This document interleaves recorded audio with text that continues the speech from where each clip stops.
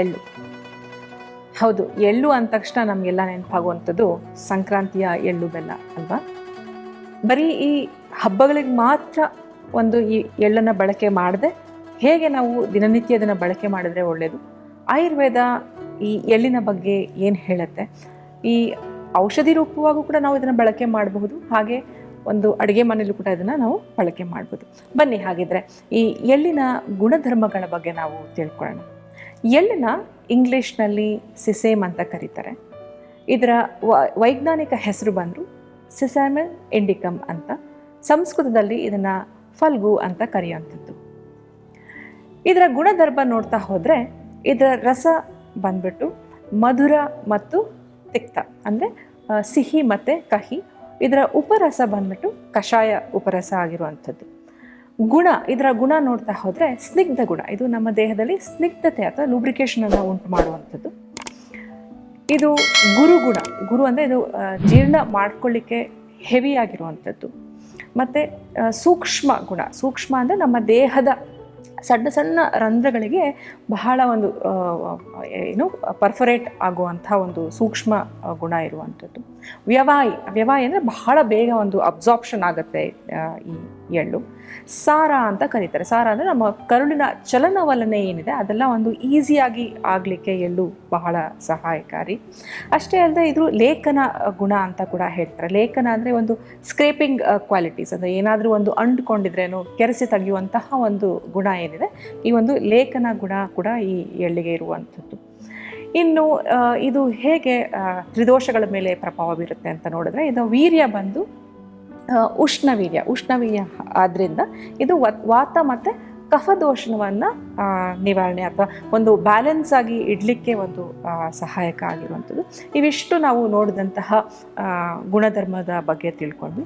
ಇದು ಎಲ್ಲಿ ಬೆಳೀತಾರೆ ವೀಕ್ಷಕರೇ ಅಂತ ನೋಡಿದ್ರೆ, ಇದು ಬಹಳ ಒಂದು ಏನಂತಾರೆ ಟ್ರಾಪಿಕಲ್ ರೀಜನ್ಸ್ ಅಥವಾ ಎಲ್ಲಿ ಉಷ್ಣ ವಲಯದ ಪ್ರದೇಶಗಳಲ್ಲಿ ಇರುತ್ತಲ್ಲ ಅಲ್ಲಿ ಇದನ್ನು ಎಳ್ಳನ್ನು ಬೆಳೆಯುವಂಥದ್ದು. ಇದು ಸರಿಸುಮಾರು ಒಂದು 5,500 ವರ್ಷದ ಹಿನ್ನೆಲೆನೇ ಇದೆ. ನಮ್ಮ ಮಾನವ ಕುಲ ಏನಿದೆ ಫಸ್ಟು ಬೆಳೆದಂತಹ ಸಸ್ಯ ಅಂತಲೂ ಹೇಳ್ತಾರೆ. ಯಾಕೆ ಅಂದರೆ ಇದರಲ್ಲಿ ಬರುವಂತಹ ಎಣ್ಣೆಯನ್ನು ಆಹಾರವಾಗಿ ಉಪಯೋಗಿಸ್ಲಿಕ್ಕೆ ಈ ಸಸ್ಯನ ಬೆಳೀತಾ ಇದ್ರು ಅಂತ ಒಂದು ಐತಿಹಾಸಿಕ ಹಿನ್ನೆಲೆ.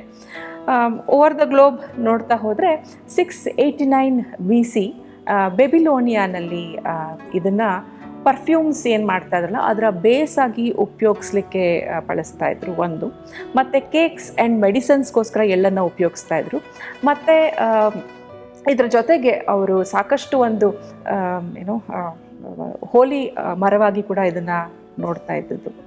ಇಷ್ಟೇ ಅಲ್ಲ, ಇನ್ನು ಇದರಲ್ಲಿ ನೋಡ್ತಾ ಈಜಿಪ್ಷಿಯನ್ ಮ್ಯೂಸಿಯಮಲ್ಲಿ ಇವಾಗಲೂ ಕೂಡ ಒಂದು ಟ್ಯಾಬ್ಲೆಟ್ಸ್ ಅಂತ ಕರೀತಾರೆ. ಟ್ಯಾಬ್ಲೆಟ್ಸ್ ಅಂತಂದರೆ ಔಷಧಿ ಅಲ್ಲ, ಟ್ಯಾಬ್ಲೆಟ್ಸ್ ಅಂದರೆ ಒಂದು ಹಳೆ ಕಾಲದ ಒಂದು ಕಲ್ಲುಗಳು, ಪುರಾತನ ಕಲ್ಲುಗಳು.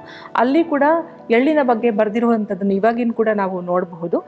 ಈ ಎಳ್ಳನ್ನು ಸರಿಸುಮಾರು 1500 BC ಔಷಧೀಯ ರೂಪವಾಗಿ ಇದನ್ನು ಬಳಸ್ತಾ ಇದ್ರು ಅಂತ ಒಂದು ಉಲ್ಲೇಖ ಈಜಿಪ್ಷಿಯನ್ ಮ್ಯೂಸಿಯಂ ಟ್ಯಾಬ್ಲೆಟ್ಸಲ್ಲಿ ನಾವು ನೋಡ್ಬೋದು. ಇವಿಷ್ಟು ನಾವು ಓವರ್ ದ ಗ್ಲೋಬ್ ನೋಡಿದ್ವಿ. ನಮ್ಮ ಆಯುರ್ವೇದ ಶಾಸ್ತ್ರದಲ್ಲಿ ಈ ಎಳ್ಳನ್ನು ಯಾವುದೇ ಒಂದು ಮೆಡಿಸಿನ್ ಪ್ರಿಪ್ರೇಷನ್ ನೋಡಿದ್ರು ಕೂಡ ಎಲ್ಲ ಒಂದು ಮೆಡಿಸಿನ್ ಪ್ರಿಪ್ರೇಷನಲ್ಲೂ ಕೂಡ ಎಳ್ಳನ್ನು ಬಳಕೆ ಮಾಡಿರುವಂಥದ್ದನ್ನು ನಾವು ನೋಡ್ಬೋದು. ಇದರಲ್ಲಿ ಸಾಕಷ್ಟು ಒಂದು ಪೋಷಕಾಂಶಗಳ ಹೇಳ್ತಾ ಹೋದರೆ ಒಂದು ದೊಡ್ಡ ಪಟ್ಟಿನೇ ಆಗೋಗುತ್ತೆ. ಅಷ್ಟು ಪೋಷಕಾಂಶಗಳು ಈ ಒಂದು ಸಣ್ಣ ಎಳ್ಳಿನಲ್ಲಿ ನಮಗೆ ಸಿಗುವಂಥದ್ದು. Calcium, magnesium, manganese, copper, selenium, iron, phosphorus, ಹೀಗೆ ಸುಮಾರು ಒಂದು ಪೋಷಕಾಂಶಗಳು ನಮಗೆ ಇದರಲ್ಲಿ ಸಿಕ್ಬಿಡತ್ತೆ.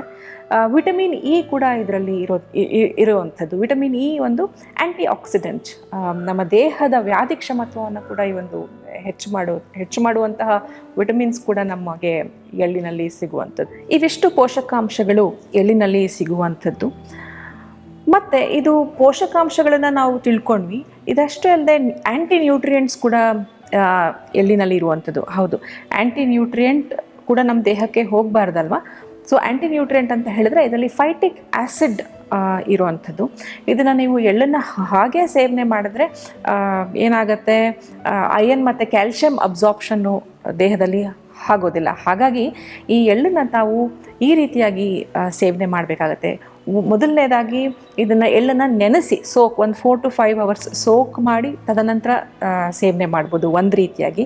ಮತ್ತೊಂದು ಇದನ್ನು ಹುರಿದು ಸೋಕ್ ಮಾಡಿದಾಗ ಏನಾಗುತ್ತೆ, ನೀರಿನಲ್ಲಿ ಎಲ್ಲ ಒಂದು ಫೈಟಿಕ್ ಆ್ಯಸಿಡ್ ಏನಿರುತ್ತೆ ಎಲ್ಲ ಹೊರಟೋಗುತ್ತೆ, ತಾವು ಸೇವನೆ ಮಾಡ್ಕೋಬೋದು. ಮತ್ತೊಂದು ರೀತಿಯಾಗಿ ಇದನ್ನು ಹುರಿದು ಸೇವನೆ ಮಾಡ್ಕೋಬೋದು, ಅದು ಫ್ರೈ ಮಾಡ್ಬೋದು.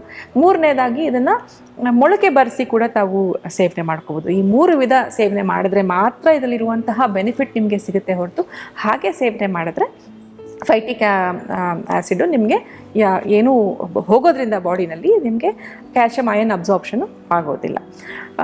ಇದನ್ನು ಸೋಕ್ ಮಾಡಿದಾಗ ಕಾಳುಗಳನ್ನ ಬೇಕಾದರೆ ನೀವು ಚಪಾತಿ ಕಲಿಸ್ಬೇಕಾದ್ರೆ ಅದರಲ್ಲೂ ಕೂಡ ನೀವು ಹಾಕಿ ದಿನನಿತ್ಯ ಇದನ್ನು ನೀವು ಬಳಕೆ ಮಾಡ್ತಾ ಹೋಗ್ಬೋದು ವೀಕ್ಷಕರೇ. ಇಷ್ಟೇ ಅಲ್ಲದೆ ಇದನ್ನು ಯಾವ್ಯಾವ ರೂಪದಲ್ಲಿ ಸೇವನೆ ಮಾಡ್ಕೋಬೋದು ಅಂತ ನೋಡಿದಾಗ, ಮೊದಲನೇದಾಗಿ ಪುಡಿ ಬರುತ್ತೆ, ಎಳ್ಳಿನ ಪುಡಿ ಮಾಡ್ಕೋಬೋದು, ಎಳ್ಳಿನ ಚಟ್ನಿ ಪುಡಿ ಮಾಡ್ಬೋದು, ಎಳ್ಳಿನ ಉಂಡೆ ಮಾಡ್ಕೋಬೋದು. ಸಾಕಷ್ಟು ಖಾದ್ಯ ಪದಾರ್ಥಗಳನ್ನಾಗಿ ತಾವು ಸೇವನೆ ಮಾಡ್ಕೋಬಹುದು ದಿನನಿತ್ಯವಾಗಿ ಈ ಎಳ್ಳನ್ನು ನೋಡ್ತಾ ಹೋದರೆ. ಇಷ್ಟೇ ಅಲ್ಲದೆ ನಿಮಗೆ ಹೊರಗಡೆ ಸಿಗುವಂತಹ ಎಳ್ಳಿನ ಚಿಕ್ಕಿಗಳು ಆ ಥರ ಏನಿರುತ್ತಲ್ಲ ಅದನ್ನು ನೀವು ಸ್ವಲ್ಪ ಗಮನಿಸಿ ಸೇವನೆ ಮಾಡಬೇಕು. ಯಾಕೆಂದರೆ ಆ ಎಳ್ಳಿನ ಪ್ಯಾಕೆಟ್ ಹಿಂದೆ ತೆಗೆದು ನೋಡಿದಾಗ ಸಾಕಷ್ಟು ಶುಗರ್ಸು, ಅನ್ವಾಂಟೆಡ್ ಥಿಂಗ್ಸ್ ಎಲ್ಲ ಆ್ಯಡ್ ಮಾಡಿಬಿಟ್ಟಿರ್ತಾರೆ. ಸೊ ಅದನ್ನು ಸೇವನೆ ಮಾಡಿದೆ ಬಹಳ ಸಿಂಪಲ್ಲಾಗಿ ಎಳ್ಳನ್ನು ಹುರಿದು ಸ್ವಲ್ಪ ಬೆಲ್ಲವನ್ನು ಅದಕ್ಕೆ ಹಾಕಿ ನೀವು ಮನೆಯಲ್ಲೇ ಸೇವನೆ ಮಾಡೋದು ಒಳಿತು ಅಂತ ನಾನು ಹೇಳುವಂಥದ್ದು.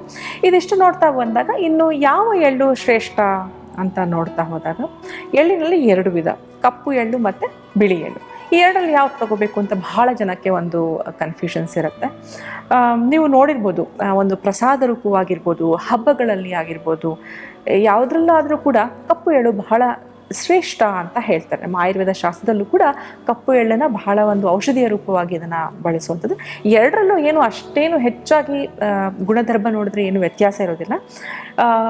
ಕಪ್ಪು ಎಳ್ಳಿನಲ್ಲಿ ನಿಮಗೆ ಅಯನ್ ಮತ್ತು ಹಿಮೋಗ್ಲೋಬಿನ್ ಪರ್ಸೆಂಟೇಜ್ ಜಾಸ್ತಿ ಇರುವಂಥದ್ದು, ಬಿಳಿ ಎಳ್ಳಿನಲ್ಲಿ ಕ್ಯಾಲ್ಶಿಯಂ ಜಾಸ್ತಿ ಇರುವಂಥದ್ದು. ಇದು ಒಂದು ಡಿಫರೆನ್ಸ್ ನೋಡ್ಕೋಬೋದು. ಇದಿಷ್ಟು ಬಿಟ್ಟು ಇನ್ನೆಲ್ಲವೂ ತಾವು ದಿನನಿತ್ಯ ಎರಡನ್ನೂ ತಾವು ಸೇವನೆ ಮಾಡ್ತಾ ಹೋಗ್ಬೋದು.